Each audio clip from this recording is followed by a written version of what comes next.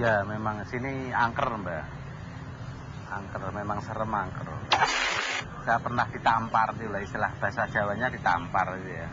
Kalau bahasa sini kesambet gitu lah. Jam 1 malam pas saya mau memasukkan gerobak di gudang, itu kosong.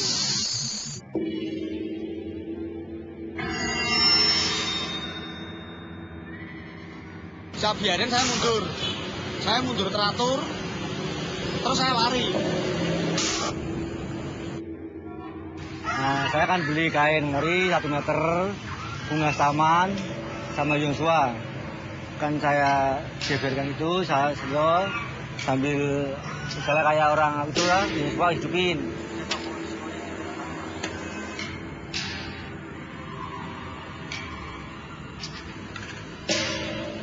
Pelit, langsung, wah ramu tuh, saya pulang tidur, dalam mimpi kok istilah kayak diomeli gitu loh. Apa dia bilang? Istilah kayak gitu loh, mau malas kerja. Emang aku dukun apa piye kok dari nomor kayak gitu bilangnya, tapi dalam mimpi gitu. Sekitar jam 12:30-an, tiba-tiba ada suara berisikan, apa-apanya noleh, ada seseorang cewek yang lagi di sana ngesot.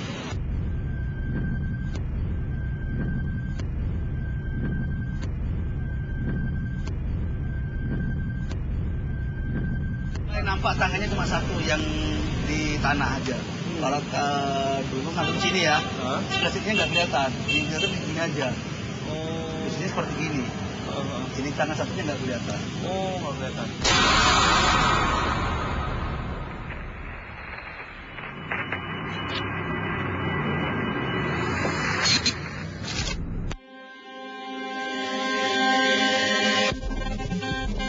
Sebuah bangunan bekas sekolah SMP 4 Semarang, Jawa Tengah di Jalan Patimura lama tak terpakai. Bangunan teronggok kusam.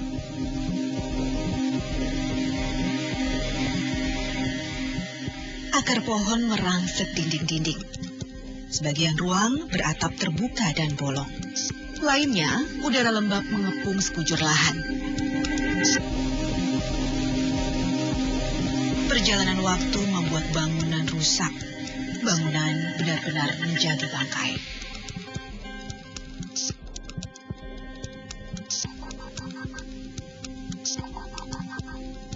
Riwayat mencatat bangunan sekolah berdiri sejak tahun 1917. Mulanya bangunan digunakan sebagai sekolah dagang. Lalu, usai Indonesia merdeka, gedung ditempati sebagai sekolah dasar Tionghoa. Barulah pada tanggal 8 Agustus 1949, bangunan digunakan sebagai sekolah menengah pertama negeri 4. Jumlah muridnya waktu itu 80 orang. Jadi dahulu itu sarana pendidikan di kota Semarang itu agak terbagi-bagi. Ya. Bagi orang-orang Tionghoa pendatang itu memang ada satu sekolah yang didirikan oleh perkumpulan THHK, Tionghoa Huikuan itu, yang mengadakan sekolah khusus untuk orang-orang Tionghoa. Sehingga bagi pendatang orang-orang yang lain susah untuk masuk ke sekolah di situ, terutama bagi para pendatang Tionghoa yang telah bercampur baur dengan penduduk setempat, kaum Peranakan itu. Sehingga untuk mengantisipasi itu oleh pemerintah Belanda diadakanlah satu sekolah yang namanya HCS, yaitu Hollands Chinese School ya. Tapi sejak tahun 1999 bangunan sepi tak berpenghuni. Lantaran ruislak atau tukar guling tanah, para awak dan murid SMP 4 Semarang pun pindah. Sepanjang waktu bangunan bekas sekolah mangkrak. Sepanjang itulah para makhluk astral seperti leluasa mengisi ruang-ruang bangunan. Cerita-cerita seram pun lahir. Ironis memang. Kisah-kisah tak tampak bergentayangan dari sebuah lahan yang letaknya menempel dengan pusat keramaian kota. Sejauh mata memandang, hal-hal menyerempet dunia gaib dan kenyataan modernisasi kota terkesan tak punya batas yang tegas. Masing-masing seolah bisa saling mengintip. Dan saya, Maharani Asmara Dewi, seorang yang selalu gagal jadi pemberani, Tergoda untuk mengetahui lebih banyak lagi lika-liku cerita dari bangkai bangunan sekolah bekas SMP 4 Semarang.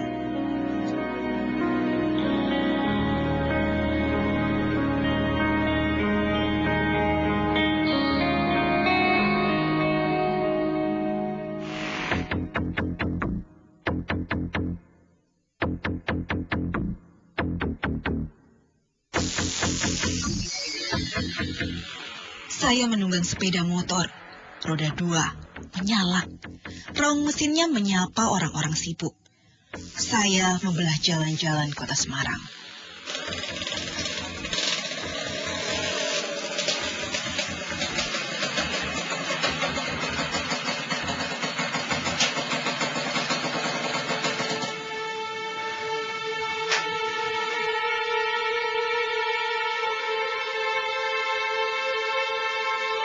Saya tiba di bangunan bekas sekolah. Pertama kalinya saya mendekat dan memasuki bangkai bangunan. Belum lagi melangkah jauh, saya lihat seorang lelaki sibuk menyabit rumput. Belakangan saya berkenalan dengannya. Sukiarto namanya. Sukiarto lah yang menjaga bangunan sejak dibiarkan kosong.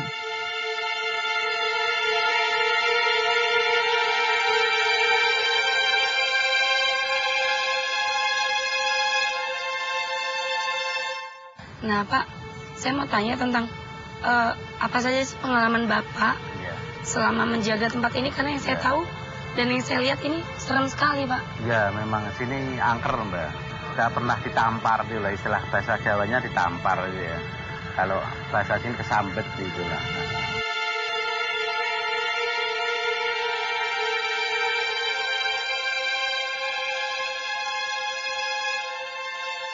Saya kan sore itu, Mbak, sore sekitar jam 5. Jam 5 saya babat, saya pulang sore maghrib, kaki sama tangan ini tidak bisa gerak.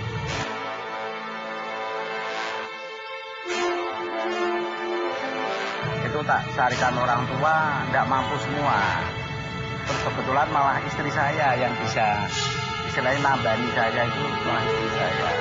Bisa tolong anterin saya puter-puter sini? Oh, bisa, Pak.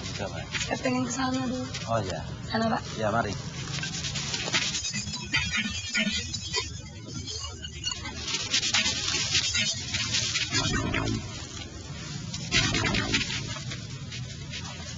Ini pohonnya udah sampai menuin satu ruangan ya, Pak? Iya. Ini sudah lama, Mbak, ini. Ya, kurang lebih sudah 15 tahunan ini. 15 tahun kosong? Ya, tidak pernah dibersihkan.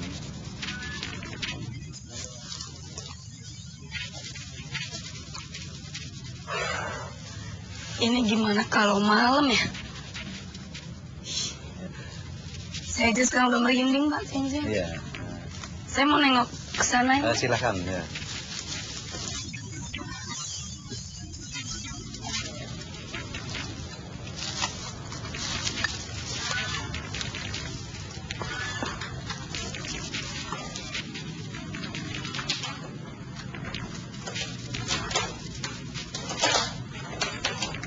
Nah, kalau menurut Bapak, tempat yang paling angker di antara semuanya itu yang mana?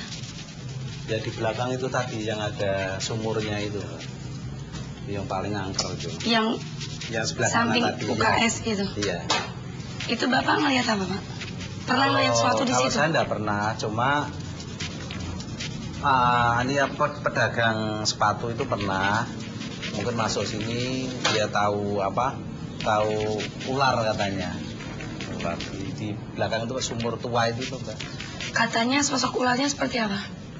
Ularnya ya besar itu, cuma katanya ada apa namanya? Mahkotanya gitu. Nah, Pak, saya masih mau lihat-lihat di sini. Iya. Kalau emang Bapak masih ada aktivitas ya udah lanjutin aja. Oh iya. Nanti saya hubungin Bapak kalau ada apa-apa. Oh iya, Pak. Iya. Kasih. Ya, mari. Ya.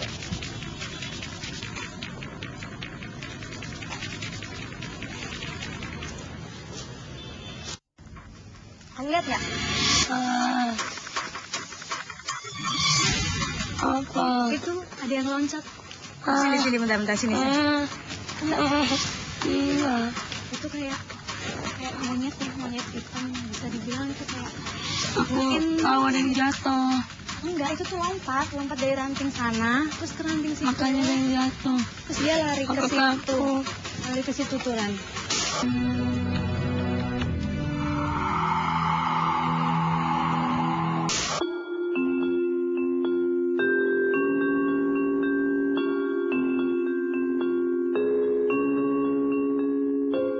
Senja menjelang di tengah hiruk pikuk orang-orang di Pasar Johar, Semarang.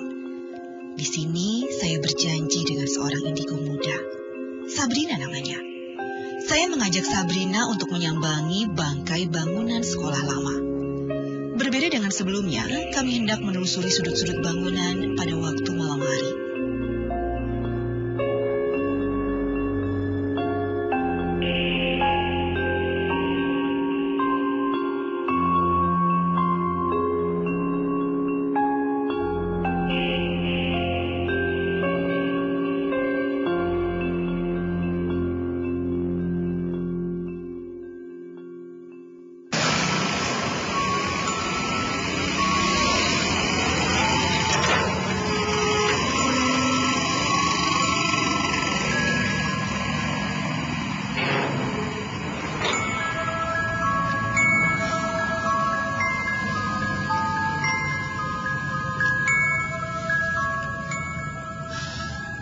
Sab, jadi ini tempat yang aku mau tunjukin sama kamu, yang aku udah datengin waktu itu siang ya.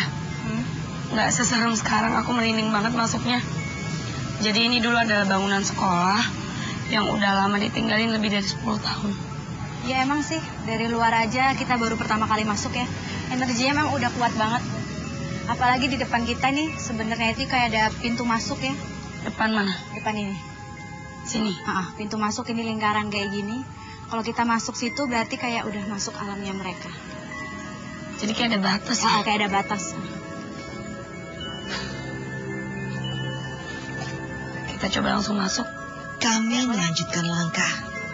Gelap sudah pasti menghadang. Pelan-pelan rasa ngeri pun turut bergerak. Jadi dalam-dalam juga. Dari depan ke sini, baru masuk sedikit kamu udah bisa ngeliat ada sesuatu apa nih? Ya ada, itu kayak ada cewek ya di sebelah kiri, di sebelah ruangan situ.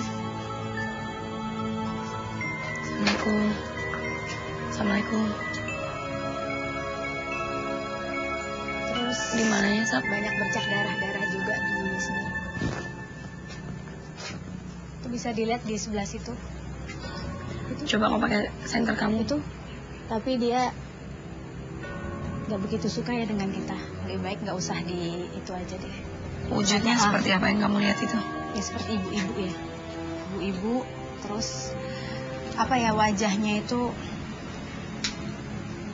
kayak begitulah. Penelusuran terus melaju. Kami melintasi ruang demi ruang bekas kelas hingga sampai pada sisi pojok. Sabrina menyaksikan salah satu sosok makhluk astral yang fenomenal, genderuwo.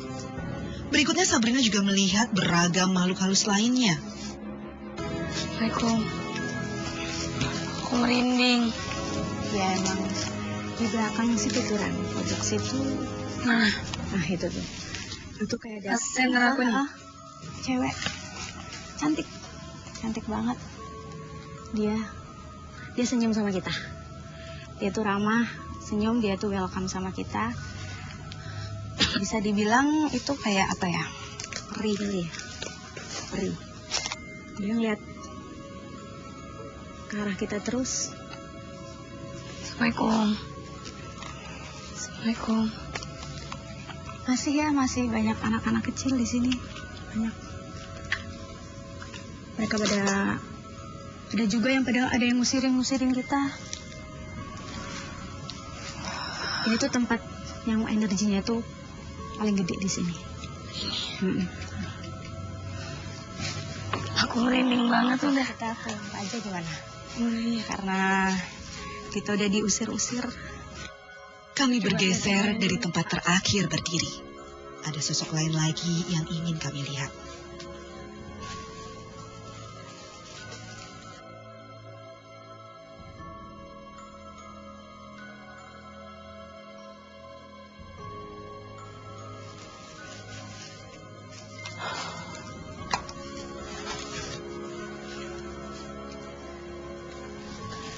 di sini kayaknya benar-benar yang banyak banget ranting-ranting pohon beringin ya.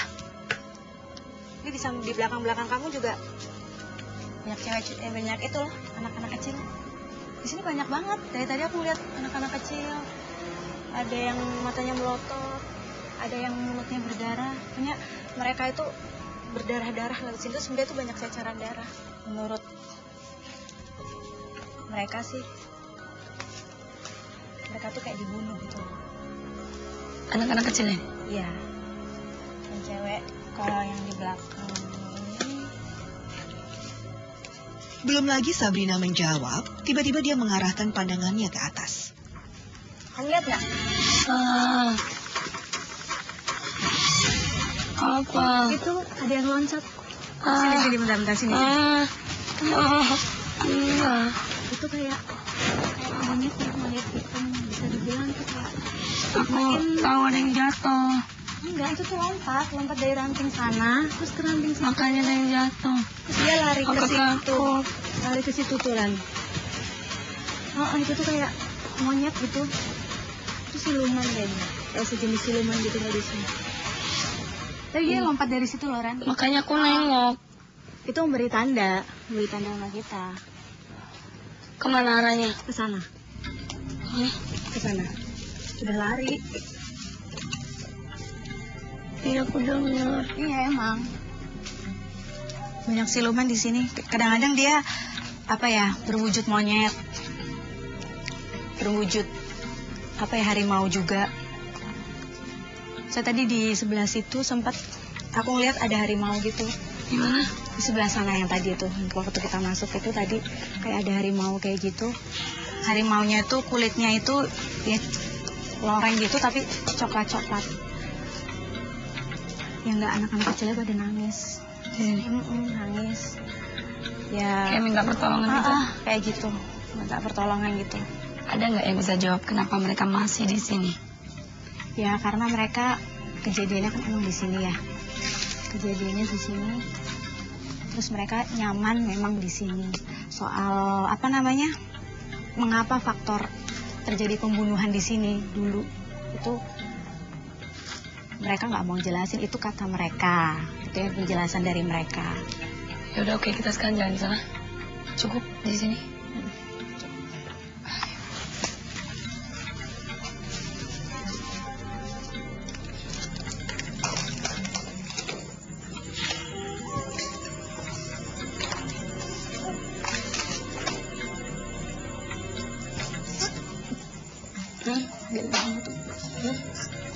Panggilin Bang itu dong, Bang Haji.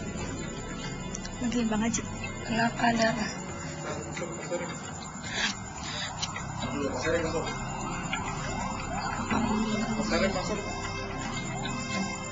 Bukan, kita kan masuk.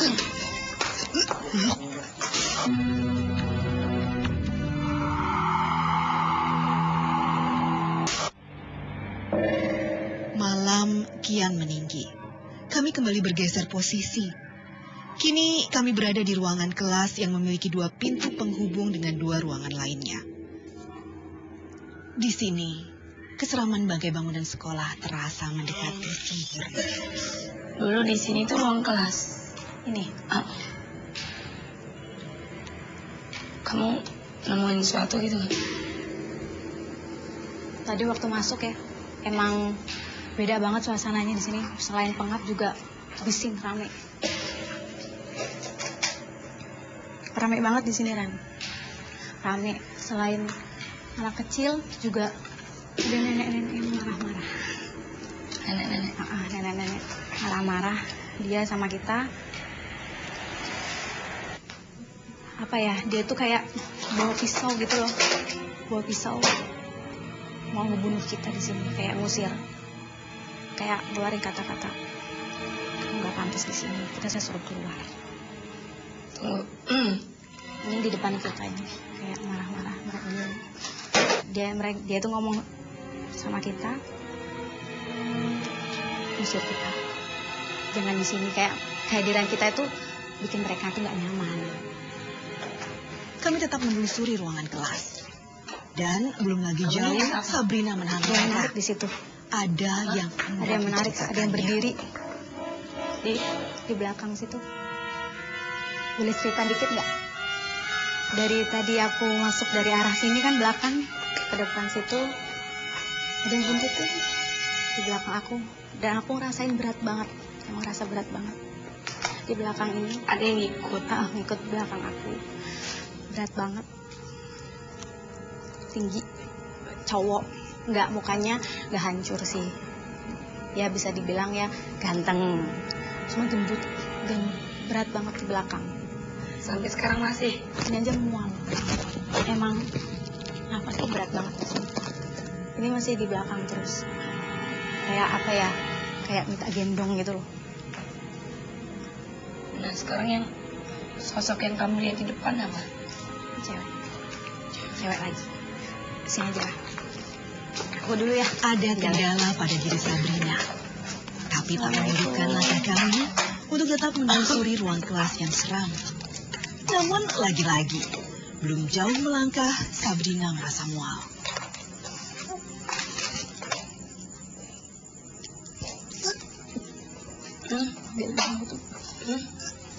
Panggilin Bang itu dong, Bang Haji. Panggilin Bang Haji. Kenapa, ada apa? Masuk, Sering. Masuk. Sering masuk.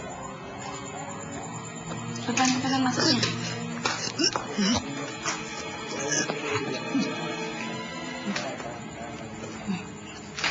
Mal banget di sini tuh, mal banget kan di sini. Aku merinding banget. Emang di belakang kamu juga ada lima orang yang buntutin kita di sini. Sini banyak orang banget. Aku di sini juga merinding. Udah berhenti aja.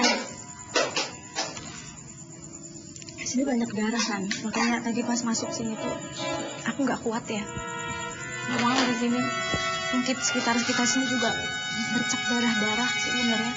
Ini bertanya sebenarnya dulu ini tuh kejadian kayak apa ya? Bukan sekolah ya sih. Padahal ini kan ruangannya emang terlihatnya ruangan sekolah. Tapi kenapa di sini banyak darah? Ada cewek-cewek juga. Mereka tuh apa ya? Mereka tuh pada terluka kayak gitu kan. Jadi aku tuh sedih. Dan mereka tuh nggak suka sama kita. Itu masih ada satu ruangan ya. Semakin kami bergerak, semakin terasa saja kenaikan tingkat emosinya. Belakangan, kami putuskan untuk meninggalkan ruangan kelas. Kami berada di salah satu pojok lain dari bangunan bekas sekolah. Nampak sebuah pohon besar Di kokoh. sebelah kiri kita, ini ada pohon gede banget ya. Emang Coba kita lihat nih. pohon tua ya. Pohon beringin ya. Iya, emang gede banget. Pohon tua juga di sini. Aduh, Kamu lihat apa sih? sampai mundur-mundur ya aku ya. Ada kayak sosok ibu-ibu di sini. Di mananya? Di depan kita ini di sini. Dan apa ya? Tadi sih waktu pertama kali dia tuh nggak suka sama kita. Dia, orang dari mukanya dia nggak suka. Tapi kalau misalnya aku coba apa namanya ngobrol kali ya.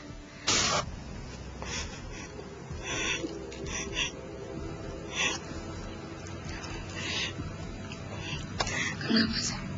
Jadi dia tuh cerita dari informasi dari dia tuh aduh ada nyedihin ya. Dia nggak mau nggak komplit sih beli informasinya, cuman dia emang dibunuh di tempat ini lokasinya, dia dibunuh di sini, makanya dia emang penunggu pohon ini. Dia dibunuh. Dan apa namanya, aku sempat tanya juga mengenai lokasi di sini. Lokasi di sini itu dulu itu sekolah dan apa ya, pernah ada konflik. Mengapa ini jadi nggak terurus seperti ini? Cuman konfliknya itu gak mau ngasih tahu. Itu dia bilang gak usah, ibu, aib. Ibunya itu dibunuhnya itu siang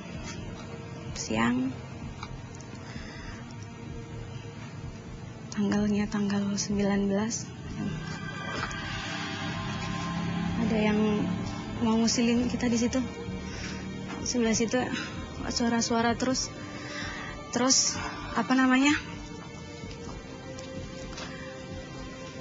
Dan dia tuh bilang dia tuh nggak suka tempat ini tuh apa ya, dibuat apa ya, kotor. Misalnya apa, kayak maaf, kayak minta nomor atau apa gitu, emang dia tuh nggak suka. Kayak untuk pesugihan. Pesugihan seperti itu. Misal ada orang datang ke sini buat tempat-tempat buat apa ya, meminta hal seperti itu, dia tuh nggak suka.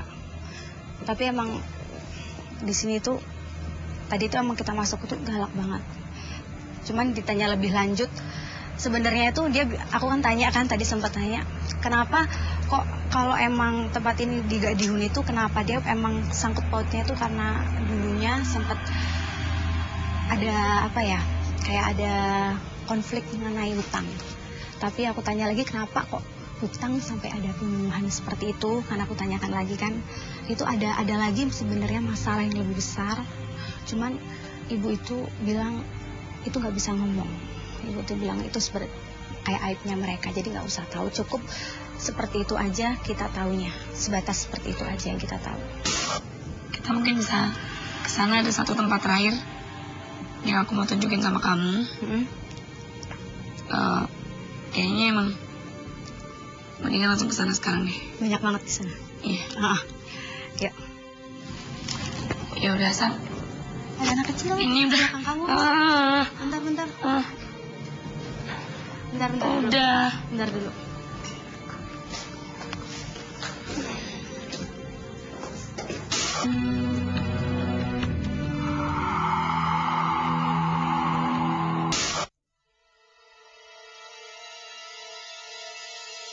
Penelusuran kami masih menyisakan satu lokasi lagi. Sebuah ruang yang terpisah dari lingkungan awal. Posisinya di belakang lahan gedung sekolah.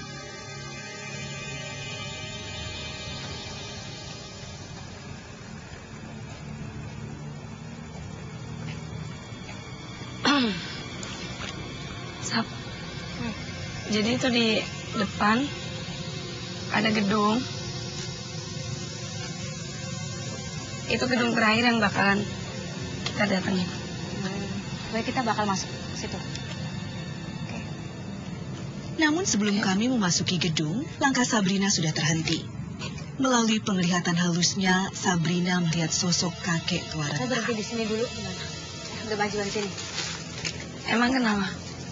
Ada sosok ya, ada sosok yang apa namanya, yang emang intinya itu kita harus permisi dulu sama beliau kalau kita mau masuk tempat ini. Tunggu, sosoknya kayak apa, kamu bisa jelasin? Kayak kakeknya itu ini ya, apa ya, kayak jenggotnya itu panjang dia. Dari kedatangan kita jalan aja dia melihat kita emang, tapi coba biar dia itu setidaknya agak welcome kalau kita tuh mau masuk tempat ini.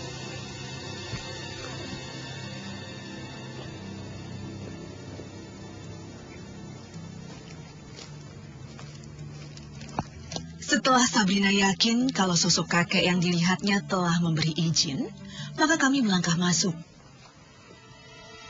Langsung beda ya, hawanya udah beda banget. Dari di luar, di sini panas, pengap. Jadi gedung ini ada 2 lantai. Ini lantai bawah. Ada noni-noninya di sini. Gimana? Ini. Tapi lebih banyak pribuninya memang. Kamu bisa jelasin nggak, karena dari tadi baru ini ada noni-noni. Ada noni-noni di sini. Dia pakai baju putih, pakai sepatu juga. Rambutnya warnanya pirang ya, kayak kelihatan banget dia. Kamu bisa tanya nggak dia di mana?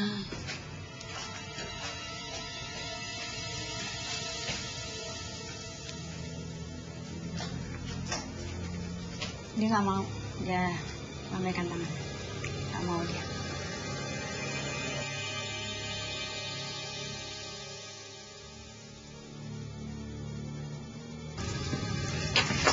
Di tengah ruang, kami meniti tangga menuju lantai atas.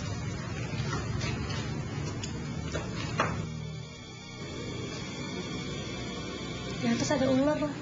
Ada ular yang tadi di sana itu kesini dia.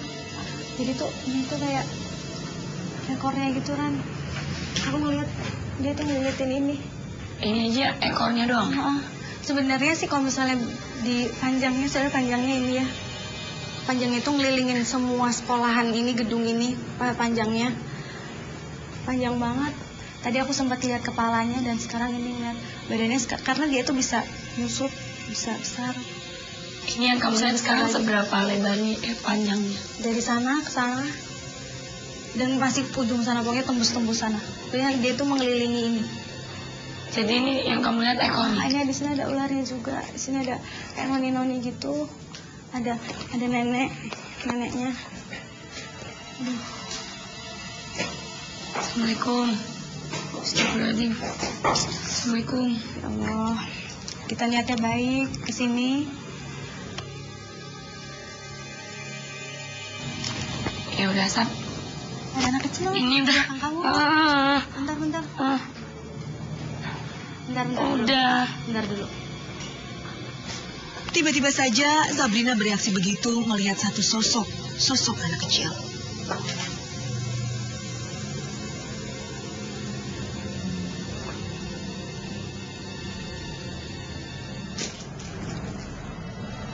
Anak kecilnya tuh kasihan dia. Kenapa? Dia kayak katanya sih korban kecelakaan. Emang banyak banget darahnya, cacaran terus di hidung sama di mulutnya itu banyak banget darahnya. Dan apa ya, dia itu kayak terpisah gitu dari ibunya. Jadi dia juga nyampein sama kita, jangan terlalu lama lah di sini. Jadi kalau emang udah kelar ya emang udah kelar. Tapi baik kok, dia ngajak kita itu terus. Ya udah, karena memang dari pesan kakek tadi ya, kita jangan lama-lama. Mending kita udah. Akhirnya tuntas sudah perjalanan membelah misteri gaib yang tersembunyi di lingkungan bangkai bangunan sekolah SMP 4 Semarang. Kami segera meninggalkan lokasi. Suatu ketika ada turis datang membawa kamera, kemudian minta izin kalau mau nostalgia, bercerita kalau dulu tuh sekolah di situ.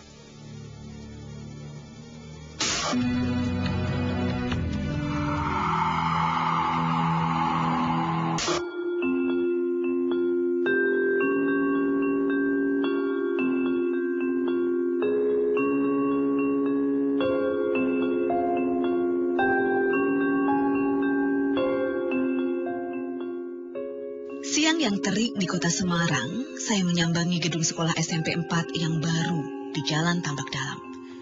Konfirmasi riwayat SMP 4 Semarang akan menjadi pamungkas dari penelusuran misteri di bekas bangunan sekolah.